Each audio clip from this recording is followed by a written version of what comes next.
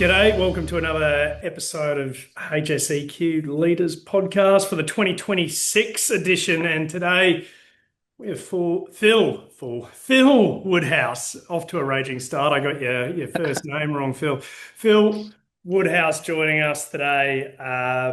Phil, thanks a lot for coming on. No, it's an absolute pleasure. I've listened to the back catalogue and you've had some really good guests on, and what a caliber to try and match.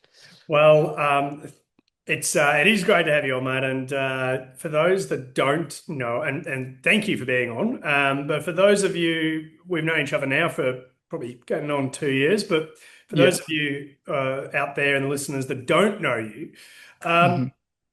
fill the listeners in, I guess, on yourself and your career and who you are behind the camera slash microphone. Phil. Yeah, thanks, John. So I'm Phil Woodhouse, the General Manager for SpeakerPag, General Manager for Health, Safety and Plant, which is a bit of a unique title, but maybe we'll talk about that later on. I suppose my career, when I think about it, really started back when I was like 12 years old. I remember walking up and down the street, washing cars, walking dogs, cleaning pools. That was kind of like my first introduction to business, I suppose. But I think what I learned in that early job, if you can call it that, was how to talk to like older people. A lot of my clientele were retired people. And then that sort of shifted into a plumbing career. So I was an apprentice plumber. I worked as a self-employed plumber for a couple of years afterwards. And then I got an opportunity to move into the oil and gas field, working on land rigs, actually, out west of Roma. And that was my first time seeing a business with lots of employees and really complex health and safety systems and processes and lots of moving parts. And I suppose that was my first introduction to like health and safety at a proper level, where it really matters. And I got really interested in that. And then an opportunity came up to leave the rigs and go and work on the pipelines as a laborer. And I was looking for a bit of adventure. So I took that opportunity. And I remember asking the managing director, John Walsh, and the safety manager at the time, Simon Archibald, can I please have a go at health and safety? I really want to give it a crack. And so after a bit of persuasion and a few conversations, they finally gave me a go on health and safety. And from there, it's really gone from a health and safety trainee to an advisor to a project safety manager to a corporate safety manager, and now as the general manager in health safety and plant. So it's been a really weird career, but I've found it's built off a lot of skills that I've learned along the way, how to talk to different people, being hands-on, using my hands firsthand as the craft and the tool and plumbing and working on the rigs, and then applying that knowledge in a sort of a corporate setting. But I also had this huge passion for creativity. And so I think I use a lot of my photography, videography, and graphic design skills to influence my career as well. So I think I've built a career based in resilience and creativity.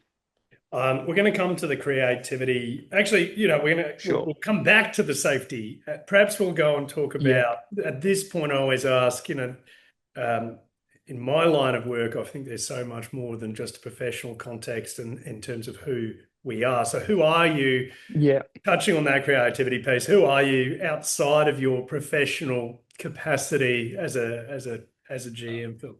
Oh, look, ultimately, I think I'm a creator, if I can say that. I love making things, whether it's with, plumbing or helping my mates renovate their bathrooms or kitchens or, the photography, videography, graphic design element. I really get a kick out of that, making short feature films with friends or whatever. I suppose outside of work, I love the creative space, but I also find a lot of enjoyment in staying fit and physically active. I think it's a really important attribute. Is that sort of self-respect and self-discipline that you get through physical fitness. And in a sense, it is kind of 33% of my job title. So it kind of makes sense to have an innate passion in that outside of work. Um, yeah, I think that's who I am. Nice. And I know you've got a lot of interest, and we're going to come to probably the the use of technology in a second, and Mhm. maybe entrepreneurialism as well, which I know is another interest of you. But the question I usually ask is, how do you get into safety? And I think you Yeah. touched on that, which is interesting that you have done the true pathway from um, trade into a corporate leadership role. Um, Yeah. so the question would be then, why? Why was it that you were asking leaders and managers back in the day, give me a Yeah. shot at this. I really want to progress and really want to pursue this. What was it that motivated you in that sense? For me, I remember standing on the drill rigs and the pouring rain or the beating heat and going, that safety gear looks pretty good because it's in the field, but it's also has an office element. And I thought that's something that would really play to my skills. I like being on site, being in the field, but then I'm also fairly comfortable behind a computer, writing things, creating things. And I just saw this opportunity to really influence how safety is done on site and using the experience that I've sort of collected by being an apprentice and being a plumber and working on the drill rigs. And so I just pested and finally got that shot. But I didn't pester without having done my homework. I understood the expectations.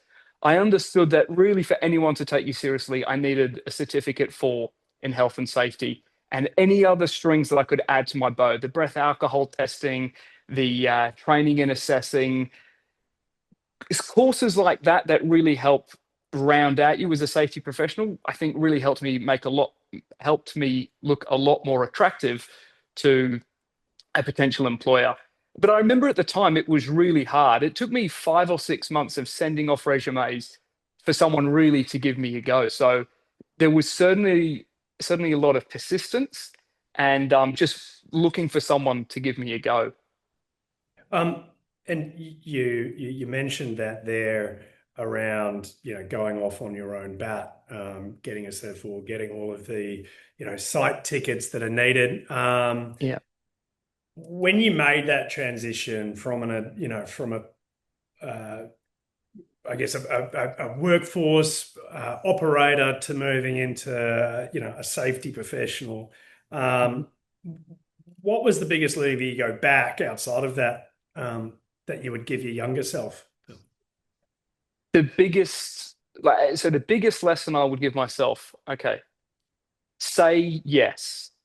Say yes to the opportunities. I've got this really simple to like visualization is how I try and talk to people about saying yes and opportunities right. Opportunities compound like savings in a bank account. The more you say yes, that curve increases and they just duplicate and duplicate. And before you know it, you've got doors opening up everywhere. Conversely, if you go the other way, say no, no, no, people don't want to talk to you or engage with you. So the lesson to my younger self is say yes and say yes before you're ready.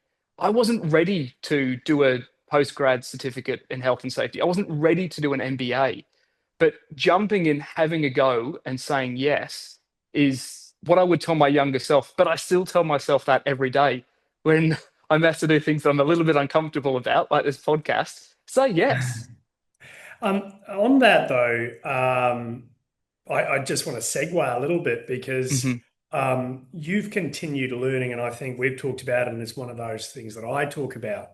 Yeah. You didn't just stop with a Cert 4.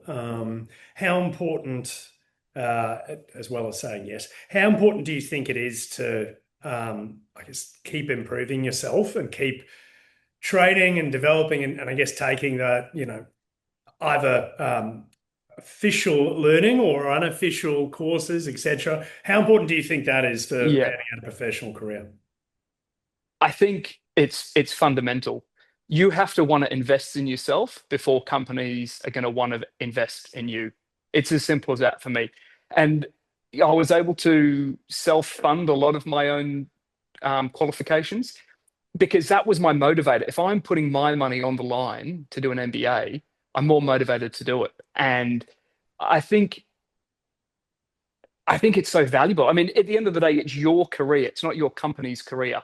You need to Yeah. be invested in yourself because you're the one who's going to benefit from that first and foremost. and then the company that you work for will as well. But I think you've got to stay hungry. You've got to stay curious. You've got to keep wanting to grow and learn and expand. For me, the MBA was one of the best things that I've ever done because you do a little bit in each department in a company: HR, finance, law. It really rounds you out as a professional. Um, and so I can't recommend MBAs enough, but I appreciate that they can seem daunting at the start, but I really don't think they are. So yeah, I think you've got to want to do it because no one else is going to give it to you. I heard another GM say to me the other day around education. Well, firstly, it's that thing that no one can take that away from you once you have it, Yeah. especially yours. But then it's also the fact that from an employer point of view, that I guess it does show resilience, but also commitment. When you're Mhm. spending, what are they now, 5 grand a unit or whatever it might be. Yeah, something like that. Yeah. You can say yes, but there's not really a no once you're in there. Otherwise, you're going to be 5 grand in the hole if you don't commit to it, right? So it holds you that Yeah. commitment piece. I'm Yeah. not sure. I'm not sure if you found that yourself in that. I mean, I'm always someone that's motivated by deadlines, but it certainly helped me Yeah. as well. Um, but I guess on that, I say, what's the number one piece of advice? And, I know you've said say yes. Mm. What about for the people? And this is, I'd say it's quite rare. You followed the pathway of, not going straight the education route into a corporate role. So for those professionals that are out there that are looking at making that transition into corporate, what did you find the hardest when you made that jump, so to speak? What did I find the hardest? That's a Look, question without notice. Sorry, mate, but I'm yeah, no, I just find myself thinking about that one a fair bit actually, because when you're on a project, when you're on site, it's reactive, reactive, reactive. People are constantly walking through your door going, we got this happening, we got that happening, or we've had an incident, or we need to prepare a swims for this or that. Corporate life is a lot different. It's a lot slower paced, but I think the risks or the outcomes are just as important because at a corporate level, you're shaping how the business moves. You're shaping what the business is going to look like in 6, 12, or 24 months' time. You're the guy who's building the systems that all your projects are going to work under. So your level of responsibility is a lot higher. It's a different pace. Yeah, you're home every night, you get your weekends, but the level of responsibility is far greater to the projects that you support, but also to the overarching management team. It's not for everyone. I hear lots of people go, yep, I used to have the corporate thing. I prefer the site life. And I get it. It's fun. It's reactive. There's a good rhythm, but you'll find that rhythm in a corporate space as well. yeah, it's not easier, it's different, I think is Yeah, sorry. to Yeah. be explained, right? But you've hired now, I mean, over the years, how many years has it been now? It's 12 in I safety? I don't know, maybe 12 to 20. Yeah. Going to lose track, but yeah. Yeah. Without cutting it short, in sort of that Mhm. dedicated piece, and I know the site post comes there, right? So it's been a long time. You've obviously seen a lot of safety professionals come and go from the businesses and the roles you've been involved in. As a Yeah. hiring manager and someone who I guess helps shape hiring in an organization to an extent, Mhm. what do you look for as tenets of a good safety professional right across the spectrum? What stands out Sure. to you as what does good look like for you? Good looks like for me, and this has changed over the years because I used to really favor people with a site-based skill set or a trade. Mm. And now, not so much. I'm looking for the well-rounded people. I think what I'm looking for more is critical and creative thinkers. I think you have to be able to be critical in a health and safety role. You have to be able to collect information or evidence or witness statements, compare it against some other information, and develop a balanced approach to what you're looking at. And you can only do that by critically looking at it from all angles and landing on a position that's best for the time, right? The other thing that I think is really valuable is creativity. I really do think a health and safety role is very much like a marketing person or an influencer. Our job is to take the complex messages, the black and white text, and the codes of practice, the procedures, the policies, and make it digestible to everyone in the hierarchy of a company or on a project. So I look for critical thinkers and also creative thinkers. And I think if you find the people that have got those two, the rest comes naturally. So I'm going to jump ahead because I think this Sure. is, critical curiosity, but creative. There's a theme that's running through of Hmm. creativity.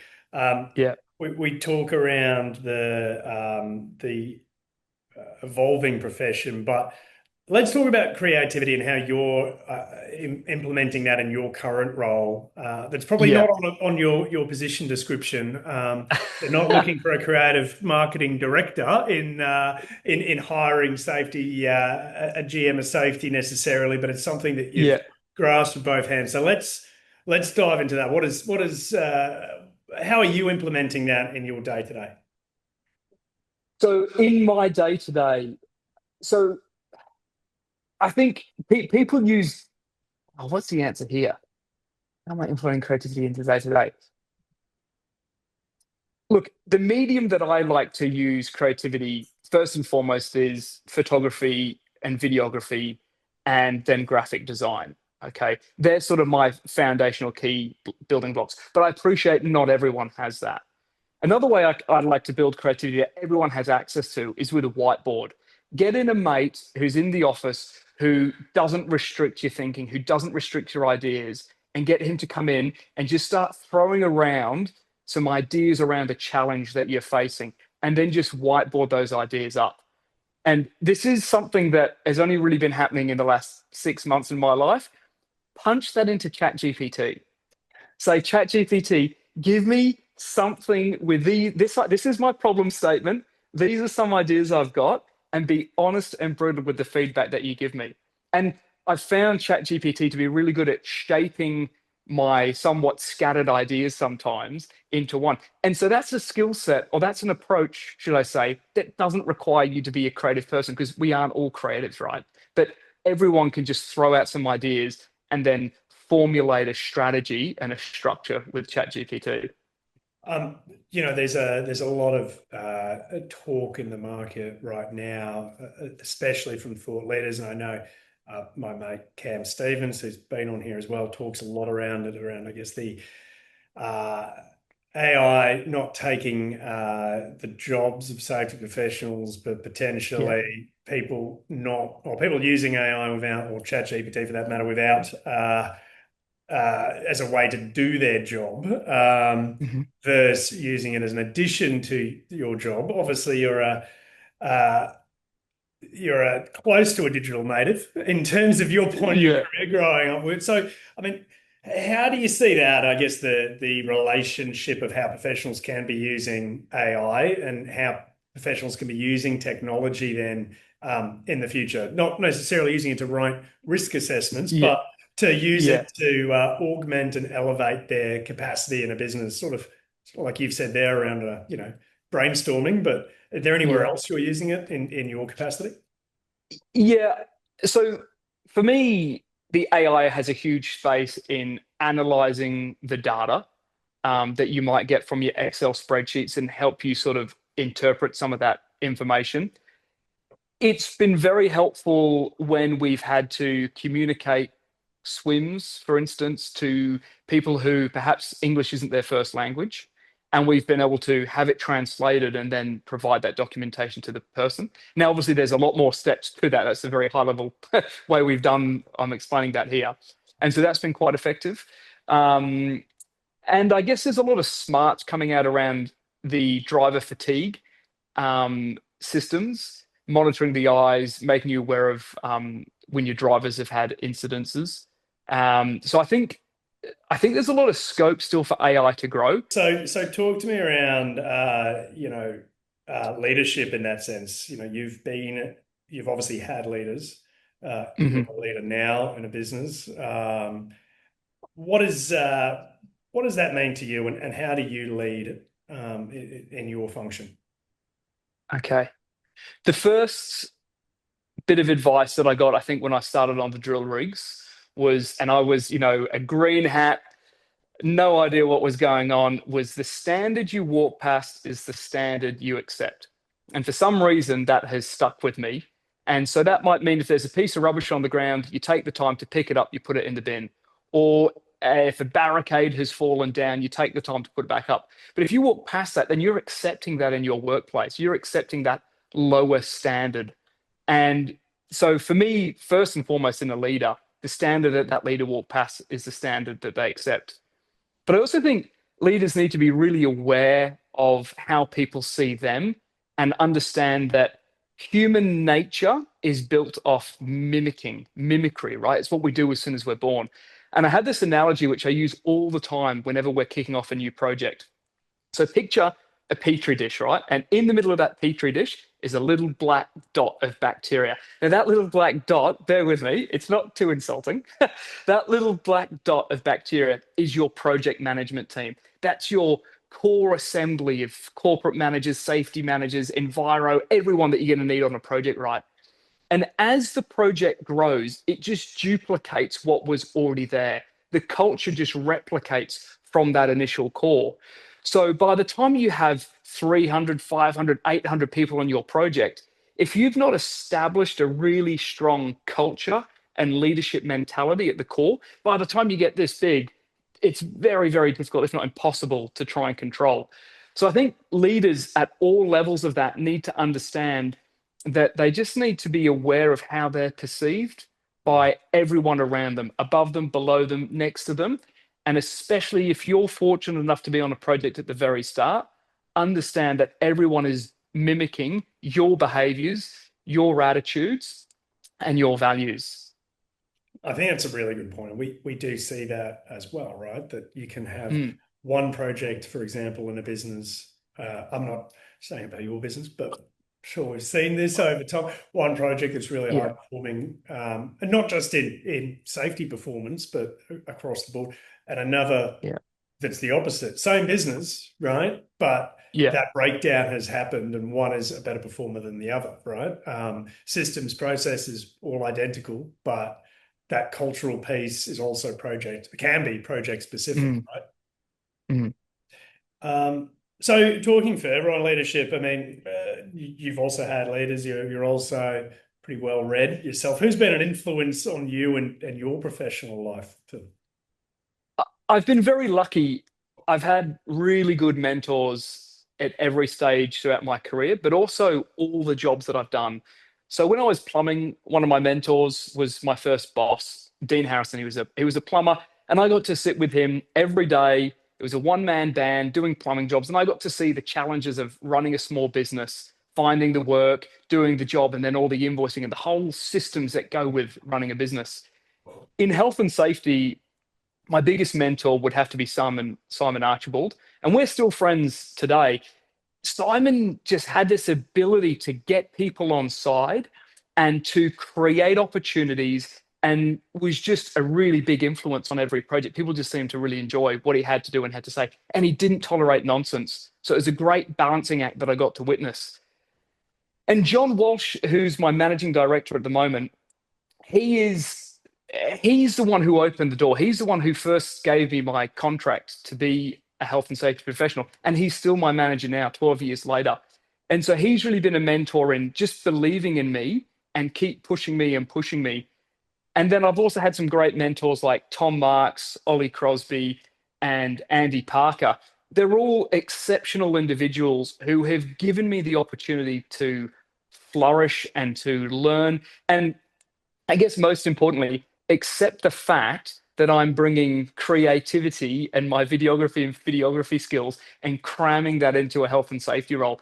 Look, when we first sort of came up with this idea and this approach, the clients absolutely weren't on board with it. They were Hmm. like, why would your safety advisor or safety manager be out flying a drone on our project? But over the years, they learned that we were capturing this fantastic content that we were then showing back to the guys at a toolbox meeting. And they got really excited and really proud and really passionate about the work that they were doing because it was being broadcast everywhere. It was a really unique way of showing culture, right? that I don't think people had really been doing before. So all those people really helped open doors for me and allowed me to be a little bit different and a little bit unique, I think, in how I do my job. And that's bringing that innovation and entrepreneurialism to your job, right? Yeah. And look, some businesses don't get that, and that's true, and you've been fortunate, right? But it's great that, just to go back on that as well, when we talk around doing something differently, Mm. outside the box, there's always an apprehension from everyone. Humans typically like steady state, but Yeah. there's that thing there that you mentioned around involving all of the people in terms of getting involved in the video. That's a part of collaboration there, right? You're Yeah. feeling that you're bringing them along, right, rather than just doing another toolbox, which I've always thought is pretty cool. Yeah. They gave me room to grow, and John Walsh, to his credit, I was halfway through my MBA and he called me up one day and said, Phil, um, I want you to take over managing the plant department. And I Hmm. was just like, okay, I'm not really sure I'm the most qualified person for the role. But he says, no, I want you to take what you're learning in your MBA, the businesses, the processes, the systems, and apply that to the plant department. And it's going to broaden out your skills as a leader and someone in the business. You're no longer going to be typecast as just the health and safety professional. You're now going to have another department. And I've managed that department now for 2 or 3 years, and I'm really enjoying it. I'm learning lots again. And it's sort of come full circle because a lot of what I was learning on the oil and gas drill rigs, I'm now having to apply back in the plant department how the pumps work, how the rigs work, pulling things apart, the different types of oils. So everything's sort of coming, sort of full circle, which is kind of weird, but also really nice. He said yes, of course. That's I right. said yes, of course. um, Exactly. and we'll put your LinkedIn profile on the show notes. I know you've got a few of those videos as well, Mm. which I was mentioning before, for people to have a look at. But you've obviously had an evolution in your career, and you've kept saying yes. You've kept progressing. You've been at the coalface. You've been in corporate. I always like to finish on this. We've touched on AI, but where do you see, and then, expanding portfolio to further that, taking on HSEQ P in terms of Yeah, plus. yeah. There is the, extending portfolio that happens in safety. So where do you see the profession, the discipline evolving in the future? Yeah, I think we're shifting from compliance to performance. I think we've got some really good systems and processes now. We should be really proud that we're in a Western civilization. We've got huge resources. We have dedicated safety professionals that are on each project. We've got the systems in place now. Now I think it's all around getting some performance out of those systems and staying really attuned to what feedback we're getting back from the people in the field. So the systems, the structures, the laws, they're all there. That's great. And they'll evolve as they need to. But I think now we're moving into that performance space, that culture space. I really can't see AI replacing culture because that's something that you have to really build and cultivate from the ground up. But I do think the AI will help simplify some of that information. But yeah, I think the future is about, yeah, performance. And not forgetting the person at the end of it, of why we're doing safety for the reason, right? Yeah, absolutely. I think Get everyone home safe at the end of the job. Yeah. with complexity, you can often lose sight as well of what the core mission and vision absolutely can be, right? Yeah, for And sure. yeah, it's always a good reminder to think of the end user. But Phil, thank you very much for the cliff notes of your career. You've had such an interesting background. We're going to put your Yeah. LinkedIn there, on the show notes for people to have a look at you and connect. And it's refreshing to get a different take from someone, Yeah. that's had the growth that they have within a business, and to have the influence that you do have now to improve the performance of your workforce through health and safety. So thank you very much, Phil, Yeah, no, and it's been great. coming on. Thanks very much. I'll see you next time, and I look forward to listening to the future episodes. Thanks, mate. Cheers.